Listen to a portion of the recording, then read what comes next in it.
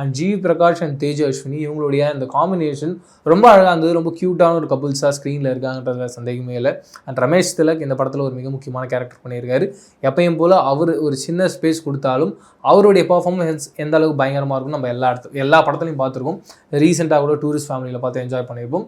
இந்த படத்துலையும் அப்படி ஒரு பர்ஃபார்மன்ஸ் தான் கொடுத்துருக்காரு. அண்ட் இதை தாண்டியும் நிறைய கேரக்டர்ஸ் இருக்காங்க. எல்லாரும் ரொம்ப அழகான ஒரு பர்ஃபார்மன்ஸ் கொடுத்துருந்தாங்க.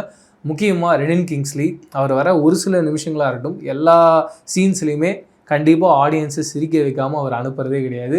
அவ்வளோ ஃபன்னாக அவ்வளோ ஜாலியாக ஒர்க் அவுட் ஆயிருந்துச்சு. அண்டு மாறனை பொறுத்த வரைக்கும் எனக்கு இந்த படத்தில் என்ன பிடிச்சிருந்துன்னா, டேரக்டராக அவர் என்ன கால் எடுத்திருந்தாருன்னா, ஒரு கேங்ஸ்டர் அப்படின்ற போது உருனே இருக்க வேணாம், அந்த டீமை ரொம்ப ஃபன்னாக உட்கார வச்சுருவோம். ஏன்னா இந்த படத்தில் ஃபன் அப்படின்ற ஒரு எலமெண்ட்டுக்குள்ளேயே அவங்களால உட்கார வைக்க முடியாது. முழுக்க த்ரில்லிங்காக அடுத்து என்ன நடக்க போகுது அப்படின்ற ஒரு எதிர்பார்ப்பு தான் அந்த ட்ராவலே இருக்குது.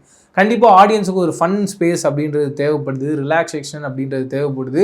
இல்லைனா ரொம்ப ப்ரெஷர் ஆகிடும் அப்படின்றது புரிஞ்சுட்டு ரைட்டிங்கில் கரெக்டாக அந்த ஒரு டீமை மட்டும் மார்க் பண்ணி அது ஒரு ஃபன்னான ஒரு டீமை மாற்றி விட்டுருந்தாரு. அது இந்த கதைக்கு பெரிய ப்ளஸ்ஸாக ஒர்க் அவுட் ஆயிடுச்சு.